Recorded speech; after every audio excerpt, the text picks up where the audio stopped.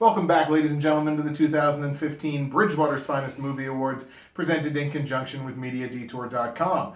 And we are now into one of our, I guess this would be the co-main event, the top 5 worst movies of 2015. So as I mentioned at the top of the videos in the introduction, we limited this list from last year, where last year it was a top 10. Like I said, we didn't really seek out as many bad movies this year, intentionally bad movies, which we've done more so in the past. We didn't really do that this year because we'd much rather talk about the movies that we liked. So rather than cutting good movies off the end of our good movie list, we just decided to cut some of the chaff off at the end. But we still did manage to see some real stinkeroonies this year, so I think we'll do just fine. Yeah, I've seen enough to do a top 10, but top 10 worst movies isn't as fun. No, it's true. I mean, you like to rag on things, but you never know. So we're going to start with honorable mentions. We're just going to do this the exact same way. It's going to be back and forth, so I'll do one, he'll do one, I'll do one, he'll do one. But we'll give both of our honorable mentions before we get started. 2 honorable mentions for me for worst movie of 2015. These are 2 movies that I both rated 40 out of 100. So really not even terrible movies, but just stuff that really didn't make the grade compared to everything else that I saw. Those 2 honorable mentions are Wild Card starring Jason Statham, as well as The Longest Ride, an adaptation of a Nicholas Sparks book, otherwise known as Two White People Almost Kissing. Sorry. Like us. All right, I've clearly seen more bad movies than you this year. Yeah. Let's do this, right? Ready. Paranormal Activity, The Ghost Dimension, Insidious Chapter 3, 50 Shades of Grey, Ashby, Love, The Gallows, Fantastic Four, and Daddy's Home. I'm surprised and pleased that 50 Shades of Grey is not on your official list. I'll take an honorable mention, but yeah, fair enough. Right on. My number 5 worst movie of 2015 is The Boy Next Door. Now, The Boy Next Door was basically, think Gender Bent Indecent Proposal, starring Ryan Guzman and J-Lo. I can't bring myself to out and out hate the movie because it was too funny.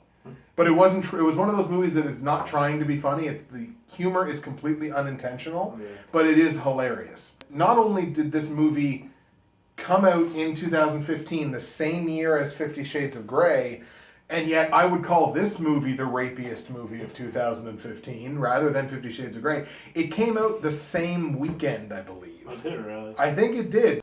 So it either came out the same weekend or it had come out the week before. It might have been the week before. But so they were out like kind of right around the same time, and after watching both of them, I was like, wow, Boy Next Door was way rapier than 50 Shades of Grey was, which is kind of a funny thing to say. That is a fictitious award, by the way, rapiest movie of 2015. It's a thriller movie that is weirdly bookended as a horror.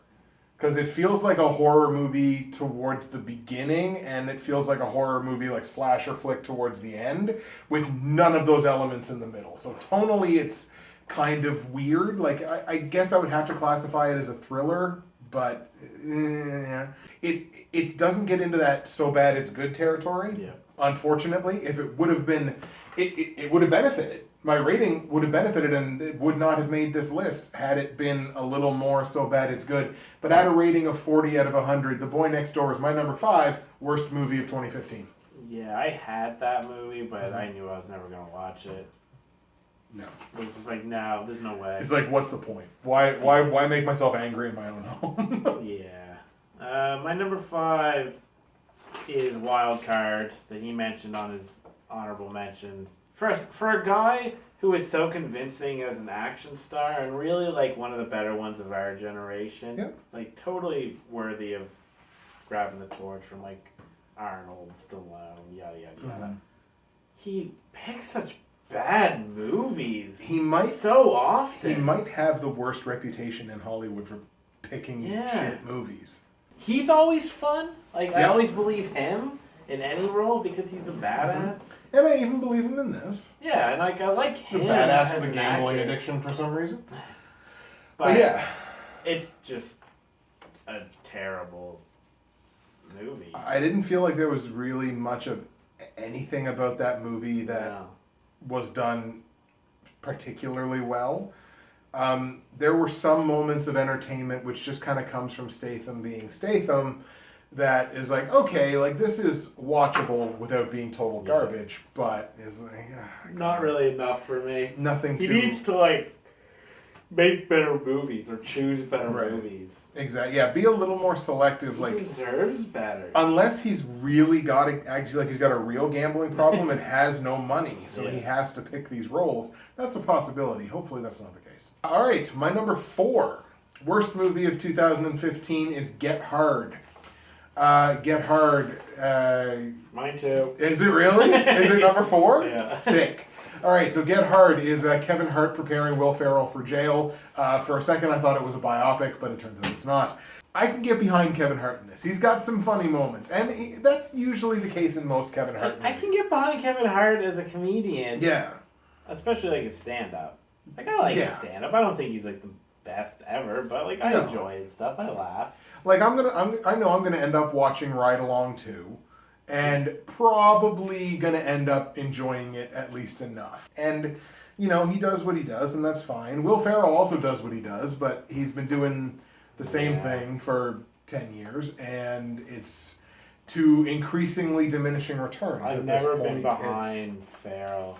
There are so few movies. I think the 2 that I can think of is Talladega Nights and Step Brothers. I liked Anchorman a little. You know, I didn't love it, but I liked it. I started to appreciate Anchorman a little bit later. Get Hard, though, is one of those movies where it's like it's got all those elements of the comedy movie trying way too hard to be a comedy movie and be funny. Yeah. Like it's there's comedy and then there's trying way too hard to be funny. And again, I'll reference Jim Cornette. It's funny. It's funny when I don't care if it's your grandmother, if she's 95 years old, if she's walking on ice and slips and busts her ass, you laugh. But if it's me and I'm walking down the sidewalk and I stop and I look around to make sure that everybody's looking at me, and then I take a huge spill and my stuff goes flying, that's not funny because like you're trying too hard to get a specific whatever, and that's what this movie and a lot of Will Ferrell movies in particular come down to for me is you're allowed to try to be funny, but when you're like desperate to be funny, that's where you're like. There's no hope. I ended up rating it 35 out of 100. Get Hard is my number 4 worst movie of 2015, and it's also this guy's. They also chain like curse word combos, like it's a fighting game, and they expect it to be funny. Right.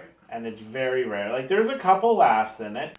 Like for where we live, the theater's not the busiest place in the world. Not like so there's much. movies and nights where it's busy, but like we went to see Get Hard and there was a lot of people. Yeah. And I was like, what? Everyone has bad taste. and we're sitting there, and like people are cracking up, and me and my brother are sitting there like, laughter all around us. And you we're two are the sitting turds there. in the punch bowl. Yeah, This we're is- just like, what? It does one of these things too, where it's one of those comedy movies that at a certain point then tries to shoehorn in some drama. Yeah. Like and then it goes from being a mostly pointless comedy that can at least make you laugh to becoming a completely pointless dramedy. My number 3 worst movie of 2015 is Unfinished Business. Unfinished Business starring Vince Vaughn, Dave Franco, and Tom Wilkinson, I believe his name is.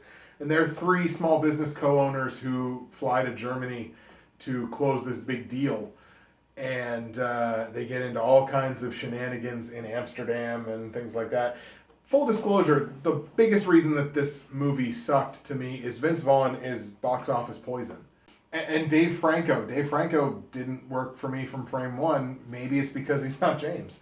I don't know. I don't know why I didn't like, but like I think he's like he tried very hard to be James Franco in this movie. But like Pineapple Express James Franco. I think you're trying to be high, but your character's not supposed to be high. So what's It wore really thin on me really quickly. It was about 20 minutes into the movie, and I'm like, you know what? I'm not going to like the rest of this movie, am I? And it turned out, nope, I did not. So I ended up rating that one also to 35 out of 100. So Unfinished Business is my number 3 worst movie of I 2015. don't even recall that one. So You're good. Fuck it. Very good. All right, my number 3 is The Man with the Iron Fist 2. Ooh, okay. Now, full disclosure, I probably like the first one more than quite a few people. It was just like a cheesy martial arts thing starring RZA, who was like a guy who had iron fists and stuff. And I don't know, like I dug it. This just was a terrible sequel. Like, it didn't do anything. Like, the fight scenes sucked, which is a big problem for martial arts. Obviously, like, you know, if you're going to get one thing right. It's like, not that the first one was this, like, shining example of how to do the genre by any means, but I liked it. And I liked the premise. And this was just like, hey, let's make another one. Yeah. Subpar. Right. It's bad. It's like if you're gonna do a martial arts movie, the one thing you've got to get right is the fight scenes. Yeah, exactly. And it's like I was watching it, I'm like, oh, this is so bad. All right, my number 2 worst movie of 2015. I talked about it earlier. Fantastic Four. And I don't think I have to go into too much more reasoning as to why, other than, again, very high expectations for comic book movies. Fox just, I'm going to be honest. I'm going to be 100% honest. Fox, as I kind of alluded to earlier, Fox shit this thing out just so they could hold on to the IP. I don't know why they can't do it right. So I don't know why they would want to hold on to it. It's not this fucking Simpsons. Like, it's not, they can't do it right. So I don't know why they want to hold on to it so bad. But as I mentioned before, crummy B-list acting, really bad screenplay. Visual effects looked fine, but for the people that were in the movie, it should have been better than it was. I think I ended up giving it, I can't remember if I gave it a 30 or a 25. I ended up giving it a 30. So a rating of 30 out of 100. Fantastic Four is my number 2 worst movie of 2015. Since we're not going to talk about Fantastic Four anymore, because this is it, I want to say some stuff about it. Okay. You mean it's not going to end up on your best movie list? I'm disappointed. It's really a shame that it sucked so bad. Because it was like probably one of the more interesting attempts at the superhero genre. Because like you know what you're getting with a Marvel movie.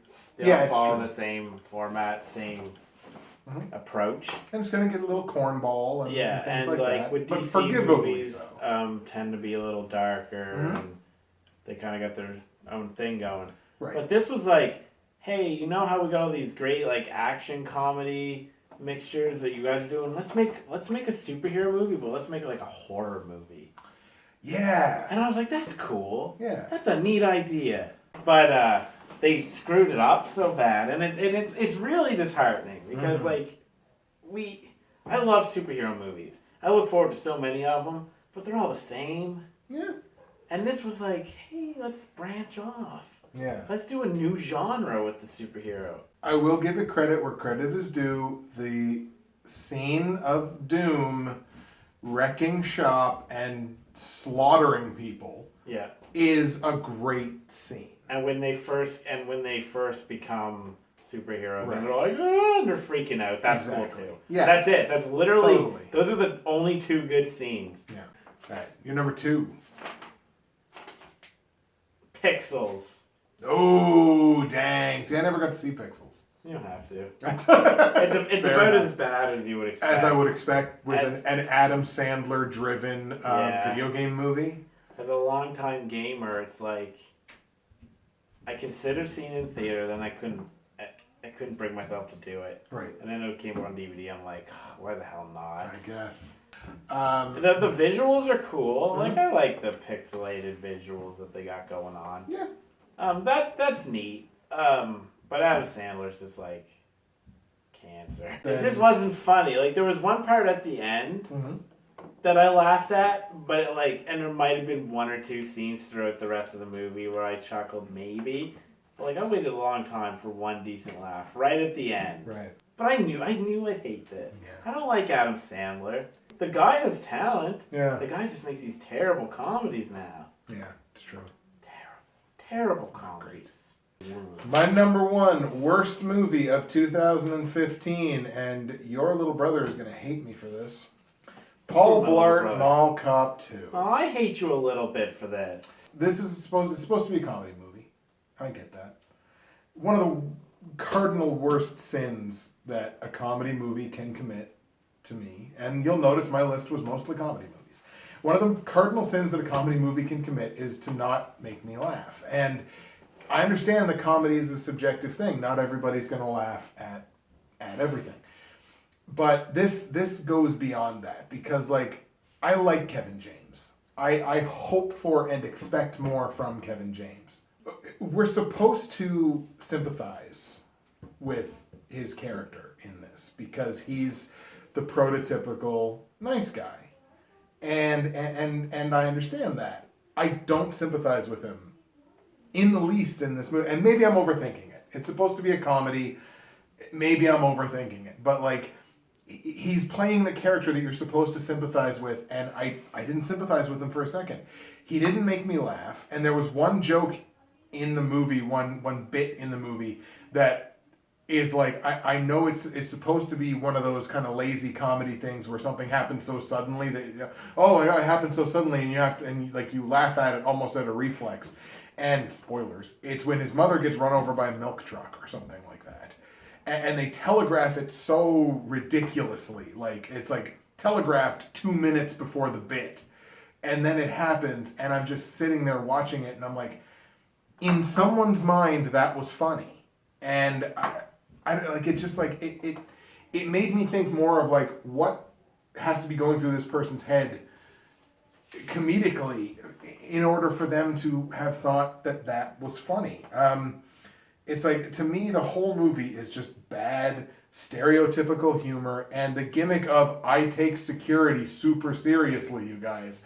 That gimmick had maybe a 1 movie shelf life. It didn't have the shelf life for the second movie, and I just would have hoped for and expected more from somebody that I enjoy seeing in movies, and I ended up giving it a 20 because it's just I can't. This movie did not work for me on really any level whatsoever. I laughed a little. Did you? Yeah, I didn't love it. Well, but I was entertained. I think you do read too much into it. I think it worked for me because I do find Kevin James charming, and I think he's charming enough that he can take subpar material and make it a little funnier. There's a lot of jokes, though, that don't work. Yeah. They throw a lot of jokes at you. But some do. Some actually do work, and that's why I enjoyed it. But there's a lot of, there's a lot of cringeworthy stuff. But then, I came out of it thinking, I was entertained. But it also helps I never saw the first one. Okay. So, I'm not burnt out. So the whole shelf life thing is fair enough. That's what I thought of when you said. I saw one, or I saw this one, and then that's it. And I won't see anymore if they make any more, unless my brother's like, hey, go with me. All right, I'll go with you. Right. What's your number one, sir?